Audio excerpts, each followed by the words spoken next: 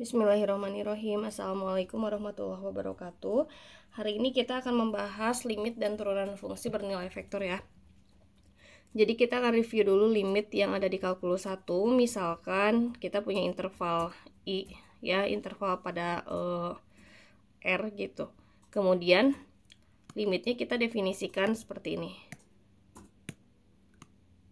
Ya. Nah, maka kalau misalkan GT-nya cukup dekat dengan L, kemudian di sini kan T juga dekat dengan T0 ya, maka kita nyatakan untuk setiap epsilon lebih dari 0 akan ada delta yang lebih dari 0. Atau secara definisi pasti kalian sudah sangat familiar ya dengan ini. Nah, untuk di fungsi bernilai vektor, misalkan kalau di R3, maka kita nyatakan masing-masing X dan Y-nya itu sebagai X1, X2, X3, dan Y-nya Y1, Y2, Y3. Dan ini dihitung dengan menggunakan jarak ya, rumus jarak. Nah, ya. Dan hati-hati kalau kita menggunakan rumus jarak, maka kita pakainya bukan mutlak ya, tapi norm. Gitu ya. Ini kita sebut sebagai norm. Gitu saja bedanya. Nah, sehingga definisi untuk limit fungsi bernilai vektor ini, kalau misalkan kita punya f-nya atau ya fungsinya di R3 dan kita inginkan nilai limit di T menuju T0, maka kita tuliskan seperti ini ya. Jadi lim T menuju T0 untuk ft sama dengan L1, L2, L3. Nah, ini kan semuanya kita ambil ya, maka kita pakai norm ya. Untuk definisi limitnya, untuk setiap epsilon lebih dari 0 akan ada delta lebih dari 0 sedemikian sehingga seperti ini ya. Dan deltanya tetap ya, kalau deltanya. Jadi kalau deltanya tetap ini T min T0 kurang dari delta gitu ya. Nah, ini karena diambil semua dan dia bernilai vektor, maka kita pakai norm ya kayak tadi. Nah, kekontinuan saya bahas sekaligus ya. Jadi untuk limit fungsi ini dia berhubungan dengan kekontinuan fungsi bernilai vektor. Tapi ini tidak ada bedanya dengan kekontinuan yang kalian tahu di kalkulus 1 ya. Nah, syarat kontinu ini yang pertama apa? Kalau misalkan kontinu di satu titik ya, di T0 misalkan, maka f T0-nya harus ada ya. Kemudian yang kedua, lim T menuju T0 untuk ft itu juga ada. Dan yang ketiga adalah syaratnya f di T0 itu sama dengan limit T menuju T0 di ft ya. Nah, ini kalau misalkan syarat yang ketiga, ini berarti sudah mencakup syarat 1 dan 2 ya, tapi untuk baiknya sih kalian cek ketiga syarat kontinu ini. Gitu ya. Nah, sekarang kalau misalkan T0-nya ternyata di ujung, jadi ada kurva yang memungkinkan. Gini ya, kemudian kita pengen nih dapat pengen cek gitu. T0-nya kan di sini ya. Pengen cek kekontinuan di sana, berarti kita cukup ambil limit sepihak ya.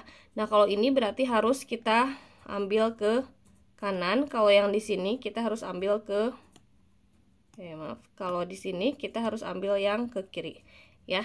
Jadi yang di sini kita ambilnya lim T T0 dari kanan. Tapi kalau yang ini kita ambilnya lim T T0 dari kiri. Ya, gitu. Karena yang kontinunya kan hanya sepihak gitu. Nah, kalau misalkan kita kembali ke limit, yang tadi kan ada 3 ya, di dimensi 3. Berarti bisa kita pisahkan nih. Jadi sebetulnya misalkan ada T menuju T0 untuk F1, F2, dan F3. Nah, kemudian masing-masing ini ya, kita bandingkan dengan yang nilai normnya. Nah, kalau dibandingkan, ini pasti lebih kecil atau sama dengan dari nilai norm. Ya, gitu.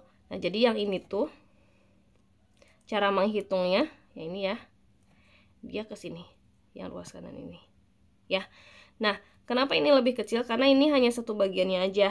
Ya, makanya dia pakainya mutlak biasa. Jadi kalau misalkan kita maunya yang F1 aja, berarti di sini mutlak F1T kurangi L1. Dia pasti akan kurang dari sama dengan yang ini ya. Gitu. Tapi yang di ruas kanan yang ada akarnya ini dia akan kurang dari kalau kita ambil semua ya. Jadi misalkan kita ikut sertakan nih F1 min L1, F2 min L2, F3 min L3 gitu ya, dia akan kurang dari sama dengan ini karena ini kan diakarkan ya. Kalau yang ini udah langsung kita selisih antara F1 dengan L1 ya, kemudian dimutlakan gitu ya. Nah, sehingga kita bisa nyatakan ya ini dengan indeks saja ya, indeks II-nya bisa 1, 2, 3 untuk R3. Nah, hubungan limit fungsi dan limit fungsi komponennya. Jadi misalkan di sini ada FT-nya yang tadi ya, yang sudah kita tahu di atas, dia adalah F1T, F2T, F3T.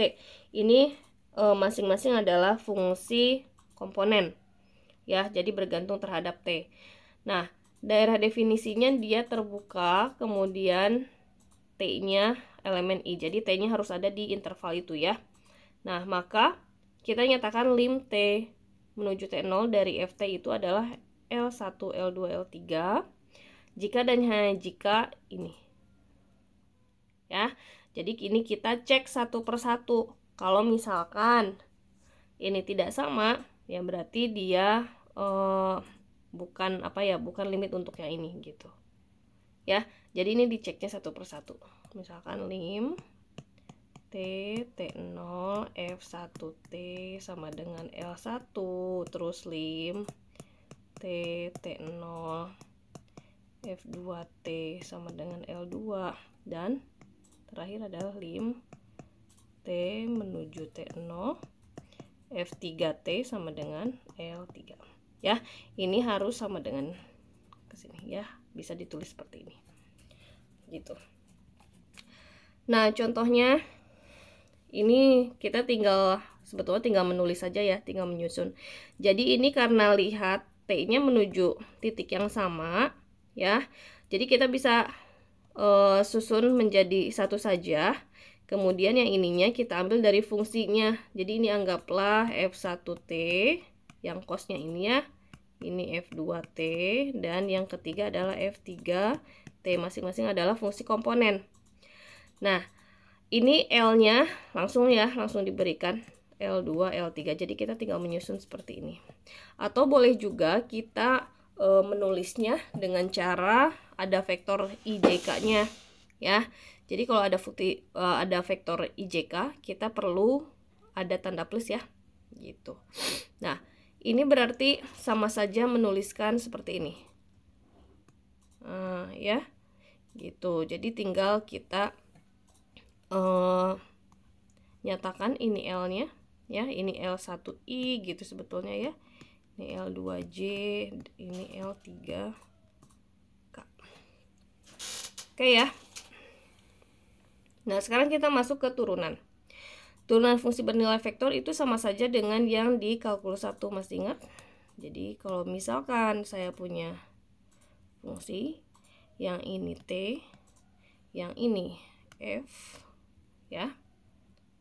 Kemudian saya pengen tahu turunan di sini kan. Saya pengen di T0. Maka kita nyatakan kita tetap harus nyari kayak gradien ya kan, yang menyinggung titik ini ya. Misalkan di sini ada jarak, ini T0, ini ke sini tuh ada jarak. Jaraknya sebesar delta T misalkan ya, atau karena perubahan misalnya ini T0 ini T1 lah gitu ya. Nah, di sini tuh sebesar delta T. Nah, kalau misalkan yang ininya, yang ini berarti kan FT0, yang di sini adalah F apa? T0 plus delta T, ya kan? Gitu. Sehingga karena gradien, ingat kalau misalkan turunan itu sama dengan gradien ya. Gradien itu apa sih rumusnya? Delta Y per delta X. Delta Y-nya adalah tidak lain yang ini, yang jadi pembilang ya. Jadi tinggal dikurangkan saja ft0 plus delta t kurangi ft0. Yang x-nya, delta x-nya adalah sama saja dengan delta t gitu ya. Dia disebut turunan atau boleh juga ditulis dengan df dt di t0 gitu ya. Kalau masing-masing gimana? Kalau masing-masing tadi fungsi komponennya f1, f2, f3 kita tinggal sesuaikan aja ya. Fungsi bernilai vektor yang di sini atau fungsi komponen ini kita sebut sebagai fungsi yang masing-masing tadi f3 ya. Gitu. Atau boleh juga ditulis nanti seperti ini. Itu ya. Nah, contohnya f-nya cos t sin t sama t. Kita turunkan saja langsung terhadap t ya. Jadinya seperti ini. Boleh ditulis dengan menggunakan vektor IJK atau boleh langsung koma ya. Bukan kata ininya apa, pemisahnya gitu ya. Nah, contoh yang selanjutnya adalah itu ada lengkungan dengan fungsinya seperti ini. Kita mau nyari persamaan garis nih ya.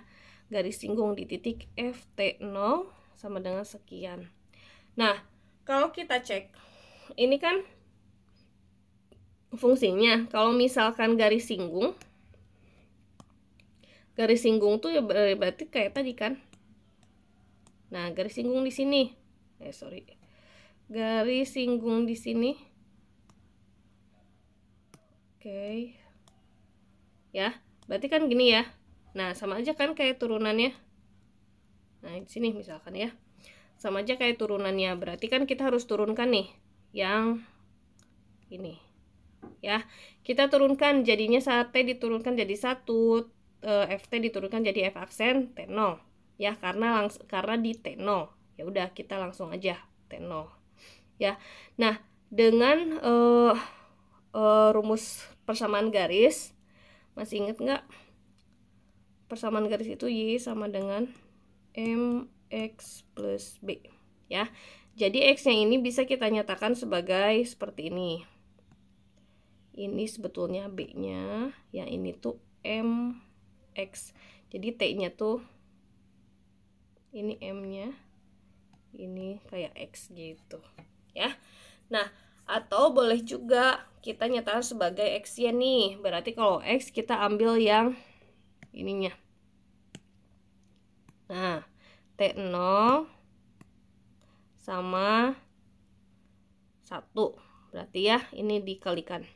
T0 plus T, kalau yang Y-nya ini FT0 sama F aksen T0 kali T. Ini ya, gitu. Atau kita kembalikan lagi bentuknya ke, karena ini misalkan pakai X ya, kita nggak mau pakai X lagi, berarti harus dalam T ya. Ini jadi substitusi yang T yang di sini yang kecil ini. Yang T yang kecil ini nih dari yang sini, berarti kan T itu sama dengan X min T0. Substitusi ke sini. Nah, jadinya ini. Gitu ya. Kemudian persamaan garis singgung di R3 dapat dicari dengan cara yang sama. Kalau misalkan kita pelengkungannya di R3 berarti ada F1T, F2T, F3T. Turunan fungsinya kita tinggal turunkan saja gitu ya, jadinya aksen semuanya. Persamaan garis singgungnya yang tadi berarti kok garis singgung, ingat apa tadi? Saya ingatnya ke persamaan garis aja, jadi MX plus B gitu ya. Jadi ini kayak B-nya, ini tetap ya, nggak diturunkan. Ini yang sebagai X-nya tuh T-nya, karena dia fungsi komponen ya, jadi bergantungnya terhadap T gitu, bukan X lagi. Kemudian ininya kan garis singgungnya adalah gradien ya, jadi langsung saja seperti ini. Contoh selanjutnya, ini diketahui ft-nya sin T cos T sama T di titik T sama dengan 0. Yang pertama kita cari turunannya ya. F aksennya diperoleh seperti ini terhadap T. Kemudian kalau misalkan T-nya di 0, kita akan peroleh ini untuk F aksen. Dan untuk persamaan garisnya ya. Ini kalau misalkan X-nya berarti kan seperti ini ya. Ini tuh kalau misalkan diturunkan dia kan jadinya ini. Sebentar. Yang ini tuh ini 0. Ini 1, ini 0. Nah, gitu ya. Ini tuh FT-nya. Ini T ditambah T, ini F aksen T.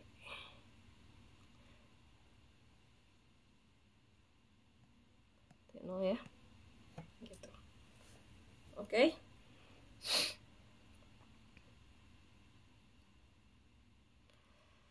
Selanjutnya kalau misalkan kita hubungkan dengan partikel yang bergerak, itu pasti ada posisi, ada kecepatan, ada percepatan. Nah, untuk posisi ini secara khusus dia dinotasikan dengan R. Jadi notasinya tolong jangan dirubah ya. Gitu, karena ini di fisika untuk posisi sudah R. Jadi R sama dengan Ft. Nah, kalau kita punya R-nya sama dengan Ft, maka kita akan punya kecepatan yaitu turunan pertama. Di sini ya.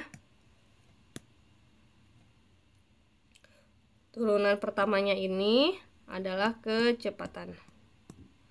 Nah, kemudian turunan keduanya di sini adalah percepatan. Nah, secara grafik itu kalau yang kecepatan, jadi setiap ada lengkungan itu kan bergeraknya misalkan di lengkungan ya. Jadi kalau yang kecepatan dia pasti ke dalam nariknya, yang percepatan maaf.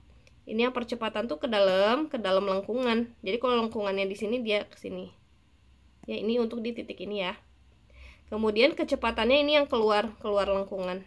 Ya, ini kecepatannya keluar lengkungan, percepatannya ke dalam lengkungan. Gitu ya.